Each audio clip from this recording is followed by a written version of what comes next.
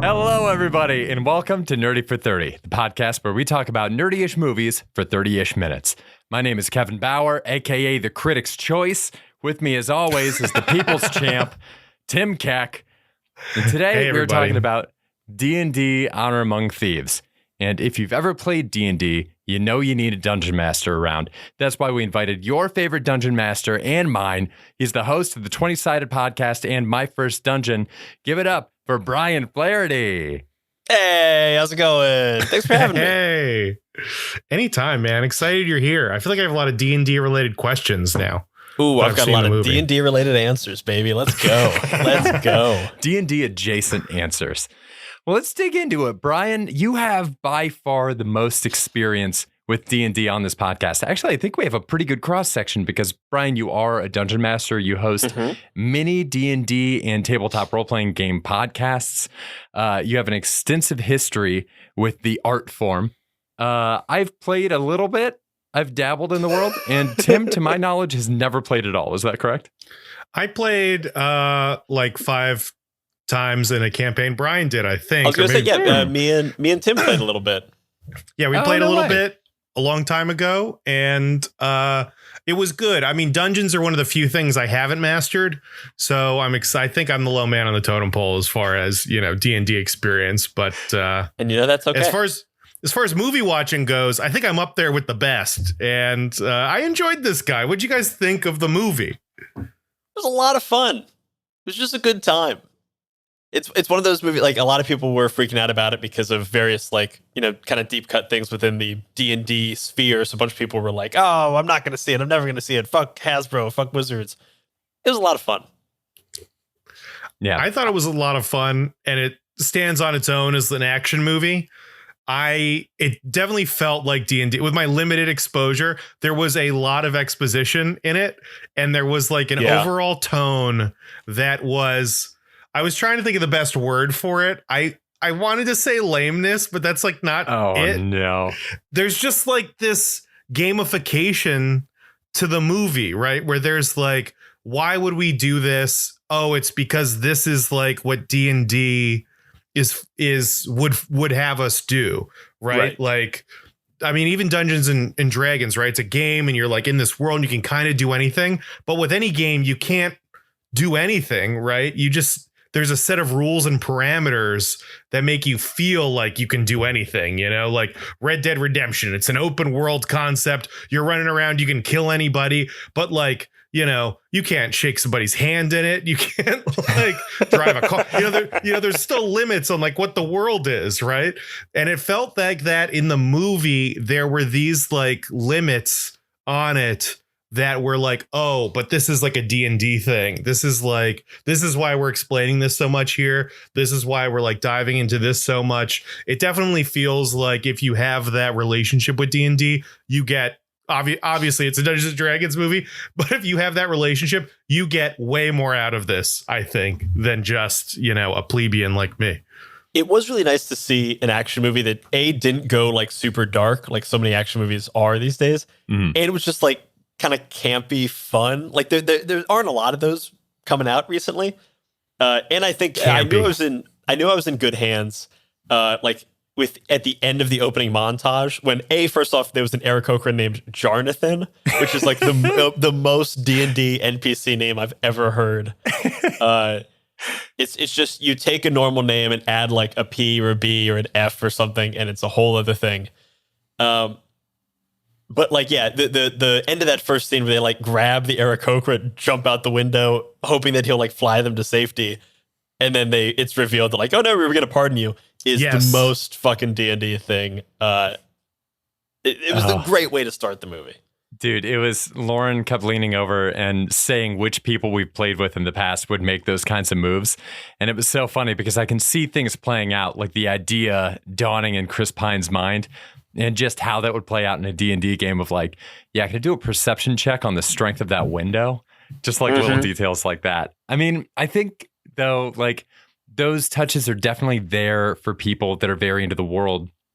But in general, the thing that they did that I think mirrored D&D most closely, at least in my experience, is that it is silly. It does have that level of campiness. It does have that level of not being too involved in the world.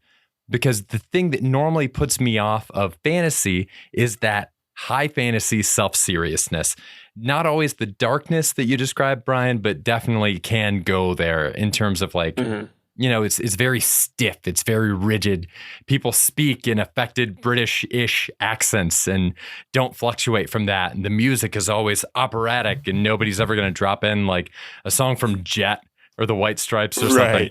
But D&D, granted, my experience, I have literally only ever played with comedians, but D&D has always been an extremely fun experience where obviously there is a reality of the world and you want to try to honor that base reality in some way. But for the most part, people just kind of fuck around. So honestly, even the most serious game has so much levity in it because like think about doing like a grimdark, D&D series or D&D game where you're just like, yes, we've ventured underneath the mines and we've been traveling for 6 days and we have all of our stuff. And you can only do that for like a session or two, maybe before someone's got to be like cracking a joke. Like you just got to relieve that. You can't operate on that level of tension forever. You got to have the silliness and the campiness and the fun that is really what makes D&D, especially these days. What's that adage too? There's that old adage where it's like, Kevin, Tim, go. We got to figure this out. You go. You got it. You're doing it. I just want to dovetail on what Brian said. There's that old adage where the most serious D&D campaigns end up being the silliest, and the ones that start off the silliest end up being these epic operatic adventures by the end of them. I think, whatever you started out as, it's never going to be what you planned it to be. Just because it is, an improvised game of yes and building on each other. And when you maintain or when you come in with an idea of something, very quickly your ideas get destroyed. Like if you come in with a character that has like a full backstory, there's a great quote, I think from like Eisenhower. No, I think it was Napoleon. I don't know. But it's no plan survives first contact with the enemy. And it's like, that's what every D&D game ends up being. No matter how much you plan as a game master, no matter how much you like build as a player, the first time someone gives you a decision, everything's fucked.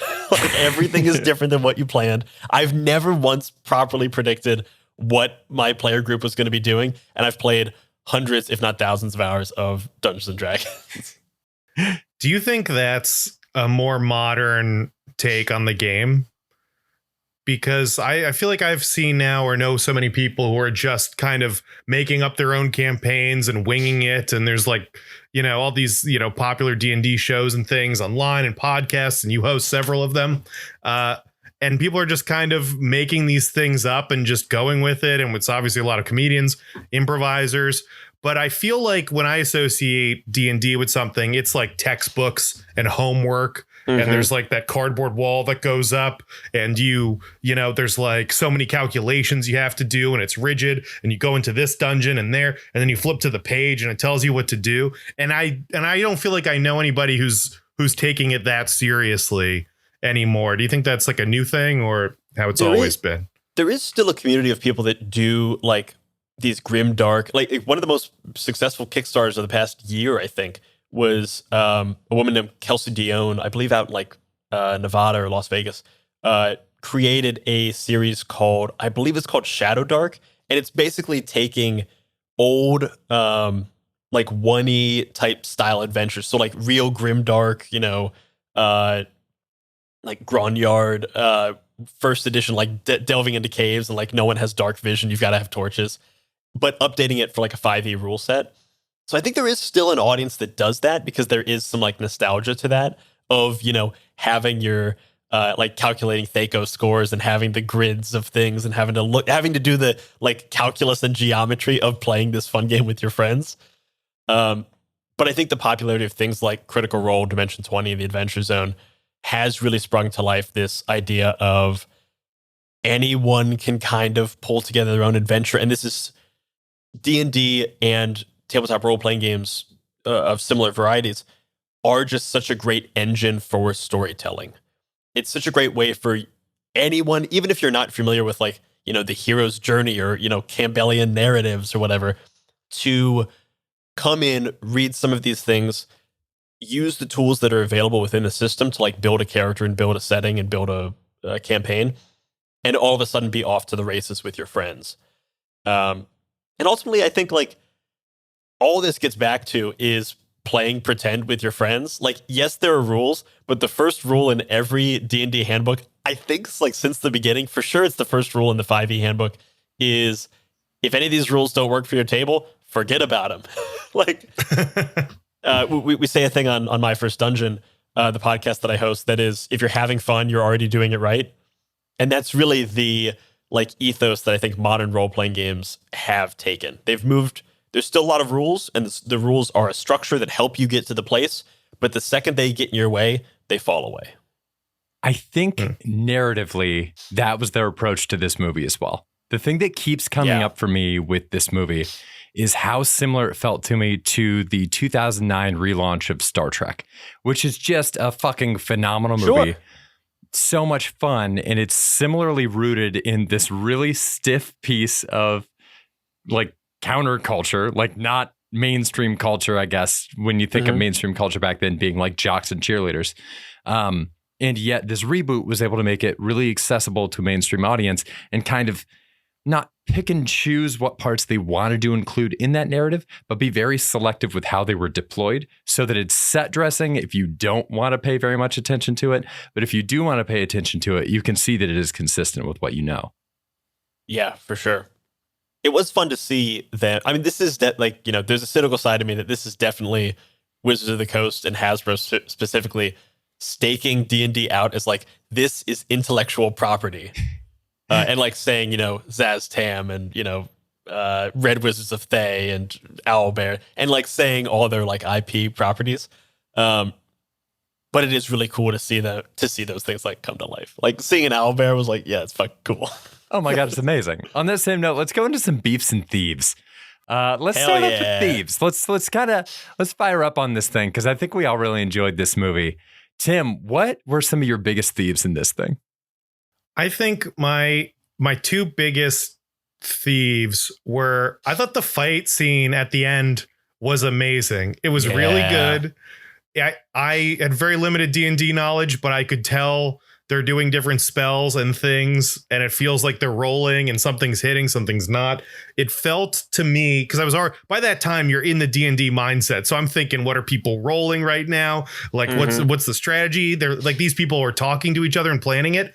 And to see something that in real, that in like D&D time is like an hour-long conversation play out in 3 minutes. Short. Yeah. I was like, that's kind of amazing. Like, this is what people are describing when it's like a player takes a swing, someone else takes a swing, they dodge, they take a swing.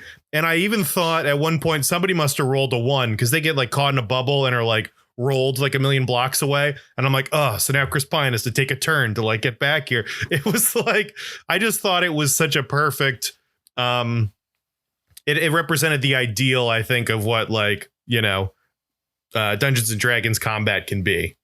There is something interesting to keep in mind. So for anyone who hasn't played Dungeons and Dragons, the combat portion is the most like rules forward part. Like everyone rolls for initiative. So you decide what the order is.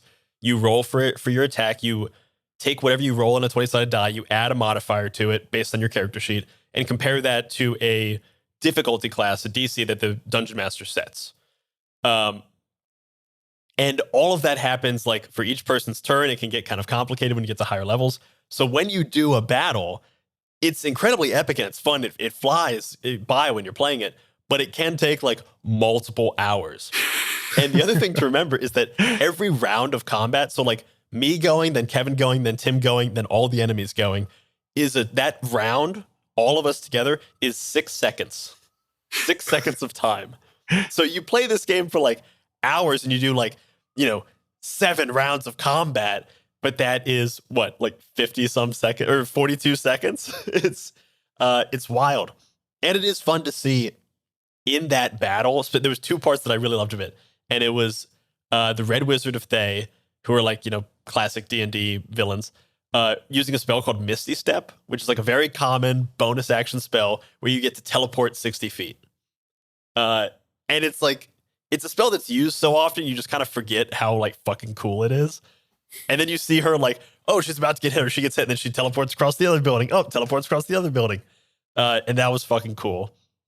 And then there is a mechanic in D&D 5th edition called concentration. So when a spellcaster casts a spell, so something like in the movie, the Red Wizard she animates the like dragon sculpture, and it keeps attacking Chris Pine. What she has to do with that mechanically is she has to hold her concentration on it. So she's got to essentially like pay attention to that spell, stay concentrated on the spell.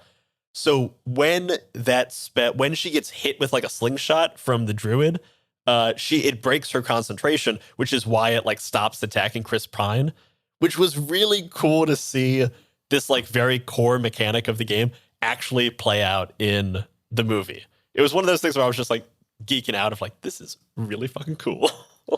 Dude, it was amazing. It's so fun to see like those little details mapped into the like quote unquote real world, like seeing that play out. I don't think I've ever seen it play out in video like that before. So Tim mentioned like people rolling a 1. Again, if you've never played D&D before, you can have what's called a critical hit, or critical success, or a critical failure. Critical success is when you roll a 20 on a 20-sided die, because that's the highest you can get. Usually you not only accomplish what you're trying to do, but you do it awesomely. So if you're trying to open a door, you roll a 20, you might blow that fucker off its hinges. Rolling a 1 would be a critical failure. And usually shit goes so bad. So like if you're trying to open a door and you roll a 1, you probably not only don't open the door, but maybe you break your shoulder on it trying to look cool. A perfect illustration in this movie is, I think, my biggest thief, which is the scene where the illusion of Chris Pine breaks down. Yeah. Unbelievably funny, and how long they held on it and how much funnier it kept getting as the illusion broke down. I mean, I wasn't prepared for this to be a funny movie in the first place. And then to see that, it was like, oh my God, it's phenomenal what they've accomplished with this thing. It's funny too, because that joke could have really fallen flat. Like it is like a weird kind of like CGI joke in like a fantasy movie, and it fucking slapped. It was so funny. I'm trying to think of other thieves. Owlbear, dope. My other thief was the theft in the cart. Oh, because yes. that felt exactly like something you would do. You would talk about it on the table, and the dungeon master's like, hey, this thing's in the cart. What do you guys want to do? And they're like, well, if I put this portal on this, and we do that, and then we have it, and then like you roll something, you fail, now you're falling out of the cart. Now it just felt like so it felt so extra to do it that it felt like a D&D thing to me. It felt so D&D in that, yeah, it's like way extra. You're doing way more. It's like unnecessarily cool. Like, yes. It's like undeniably like everyone thought of way more practical ideas going around that table. And then they're like, what if we have a hither-thither staff and we like portal into the thing and we hide the portal and we smuggle the portal? Like, that's the thing that everyone around the table would get super fucking excited about because it's fucking awesome. It's so cool. I love it. I want to bring back a category that we launched on the Rennies, because I think that this movie and our next movie, John Wick 4, are both deserving of it. This is fuck you, no way. So this is a sequence that happened in the movie that made you go, fuck you, no way. That's amazing. For me, it was the animal transformations. I am not normally into like druids as a D&D class. I feel like when I saw trailers for this movie, I had kind of pinned that druid as a character that I wasn't going to connect with very much, because she seemed like kind of the representative of the very stiff high fantasy world.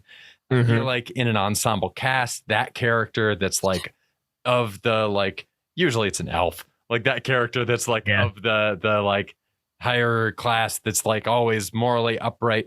They're always kind of the one that's like not on board with the plan and calling out the characters that are being fun, and they usually just kind of stop the fun from happening. The action scenes where she is transforming into these different animals were so fucking cool. We've talked so much on this podcast about how special effects are almost their own genre at this point, and how there are so many movies like the Harry Potter, the Dumbledore spinoffs, the Fantastic Beasts, whatever they are, that have these intense special effects sequences that are pretty cool, but don't really serve to move anything forward in the story or the plot. And seeing how difficult it is for her to be able to assume all these different shapes and escape from this red witch, I mean, it was tremendous. I was really thrilled. I will say that this isn't a beef that I have, but it is a beef that the D&D community has a little bit, because so the scene when she is spying on the Red Wizard and the Lord of Neverwinter, played by Hugh Grant, when she's crushing it. Who's crushing it. Hugh Grant crushed it in this movie. But when she has to escape, she shape changes, she wild shapes like 5 times, which is well beyond what you can do as a druid. And also, technically, you can't wild shape into an owlbear. So it's like one of the few times where they kind of like bend the rules. And actually, to be fair to them, they released the stat blocks online, so you can go see like what all these character stats are. And in her stat block, they very clearly were like, yeah, she could wild shape 5 times and she could go into an owlbear. So it's just kind of like an asterisk they added in. They're like, yeah, she could do it. Which I'm fine with. Because you know, the one other thing that was like kind of rules adjacent, or like something they didn't quite follow, is that both druids and bards, so her character and Chris Pine's character, canonically are spellcasters. Like bards can cast spells, and so can druids. Druids being primary spellcasters, like doing a lot of spellcasting. And neither of them did it. And they didn't do it in the world. So like, I'm kind of okay with letting her do a bunch more wild shapes, but she can't do like tidal wave. You know, it's fair. I'm surprised the druids are like the lame ones, because the only campaign I played as a character named Jim Keck, who was a human druid, and I owned a zoo, and my whole thing was that when people came to the zoo, I would run and turn into the animal they were going to look at before, yeah, before it was just they you. got I forgot about that. Oh, that was such a good bit. And so I had to do like a guided tour of the zoo where I'm slowly becoming one of each animal. It was very fun. I had a great time with it. I know druids were supposed to suck.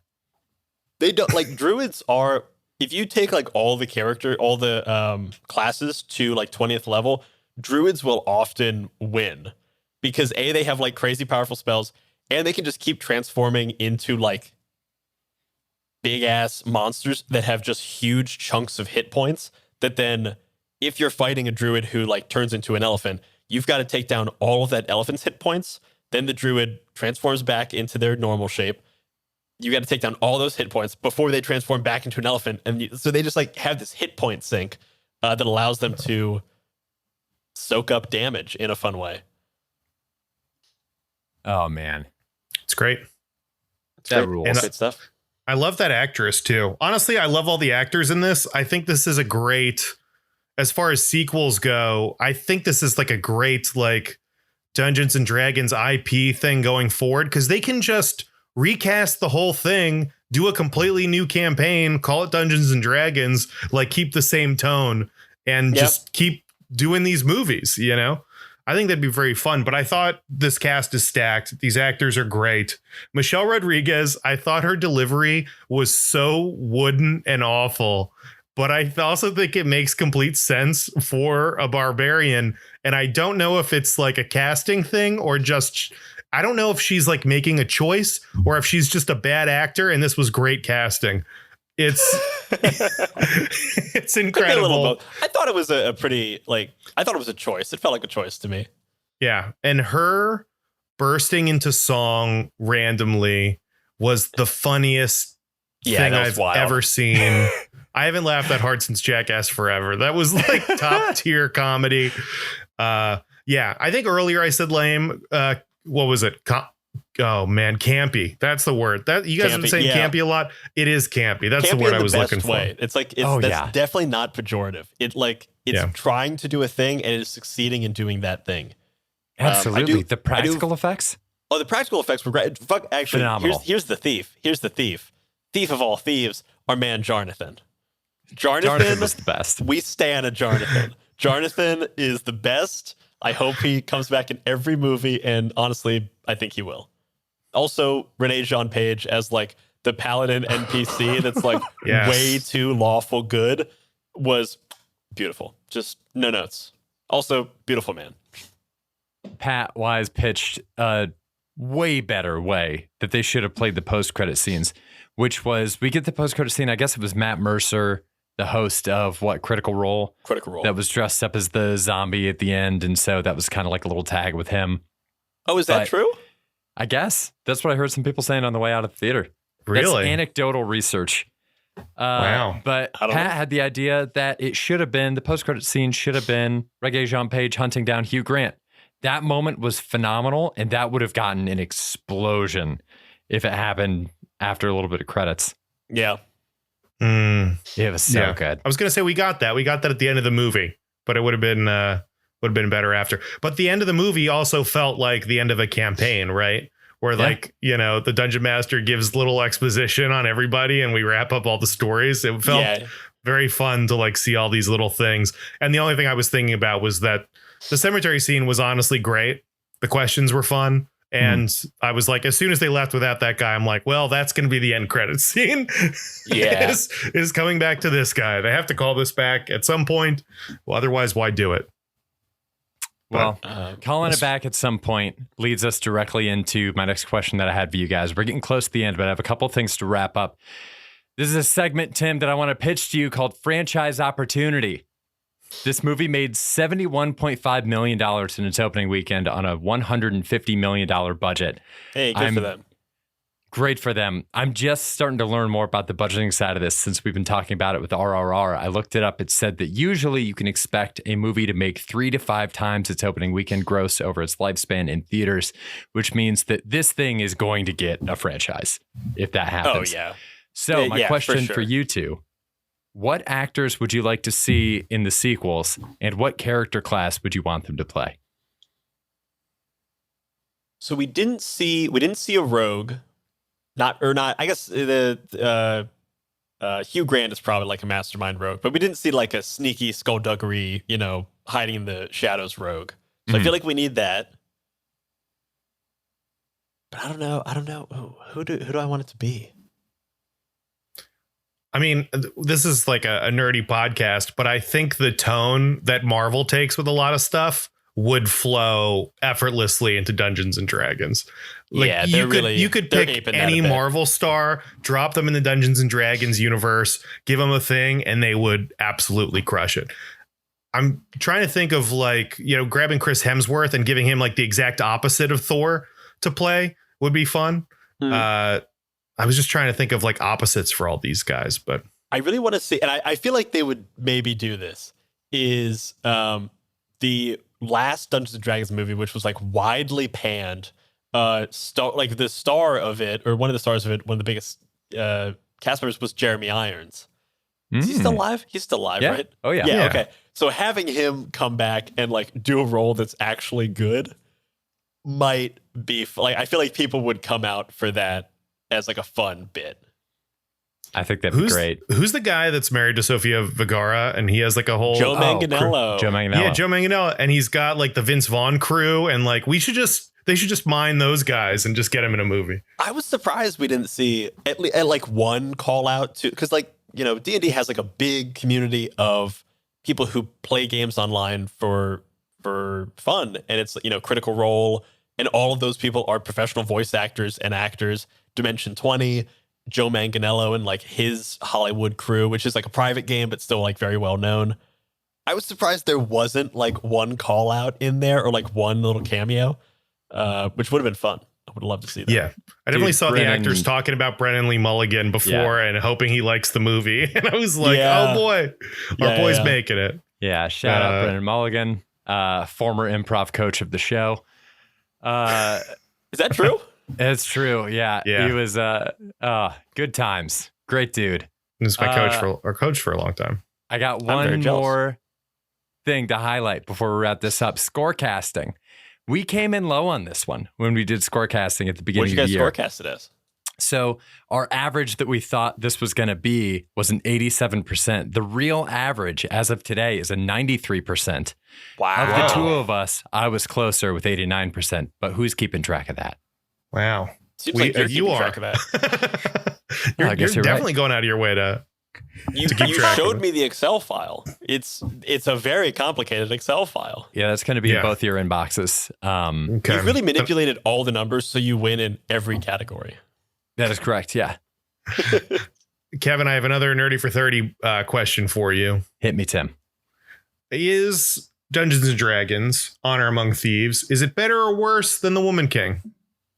I think this is better than The Woman King. Is it better or worse than Creed 3? I think it's better than Creed 3.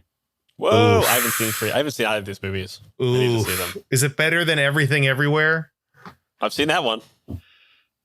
I mean, like, as a piece of media, probably no. Wait.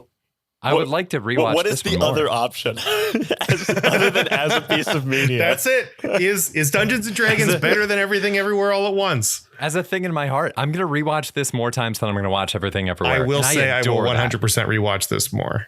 Yeah. I do that's think where it's going. like how many times you rewatch it is a very good metric of not necessarily what is better, but what you like better. What gets you off more.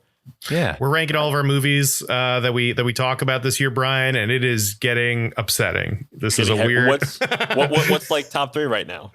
Top Give me a 3 little is The preview. Last of Us, Bahubali Okay. 2, and now Dungeons and Dragons. Wow. I Whoa. stand by it. And then what's like bottom 3? Knock on the Cabin, Ant-Man 3, and Avatar: The Way of Water. Stand Avatar: by The it. Way of Water? Yeah. Garbage movie. Kevin doesn't like it. It's at the bottom. It's his fault. I had a good time. I like the story is not that great, but it was You're fun. both maniacs. You're both maniacs. see. We're running I out think- of time. I got to cut off all this Avatar talk. All right, D&D. Brian, thank you so much for being on the pod. What do you have to promote? Oh yeah. So I run a podcast called My First Dungeon. It is a show where we help game masters learn new games and make each one better than the last. We've got a new season that is premiering on Friday, April 7th. With 2 episodes. We're not playing D&D, we're playing a different tabletop role-playing game called Die, which is based on and made in conjunction with the 3-time Hugo nominated comic of the same name, which if you like D&D and want to see a very pitch black, dark horror fantasy twist on it, you should read Die the comic and play this game. But we're doing an 8-episode podcast event, which includes interviews with the creators and the publisher, a 6-episode actual play series that is fully sound designed, has original music. We have an original soundtrack, and features players like Nathan Yaffe from Drawfee, Carolyn Page from Dropout, Draconics from a million different actual plays online, Chinook Tessera, who performs off-Broadway in The Art of Killing It, Abby Hepworth, who's in the 20-Sided Podcast, and myself.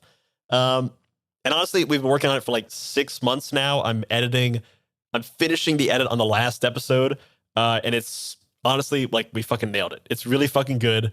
There's some things I make where I'm like, I don't know, who cares? This one, fucking great. Go check it out. Oh, hell yeah. Thank you so much again for being here. We're almost out of time. Tim, thank you. Write us in the show and let us know who you want to add to the franchise and what character class you want them to play.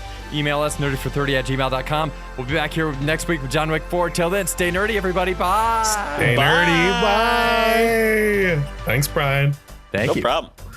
You want me to send you a .wav file? Sure, that'd be great. I'd take a Yeah. wow. Cool. Sorry, I was giving you the, I'm like, it says less than a minute. I'm like, oh my God, don't let him get cut off. Oh yeah, I saw it. Actually, like right as you were doing that, I was like, ooh, it's up at the top there. Well, now that we are about to get cut off, what do you guys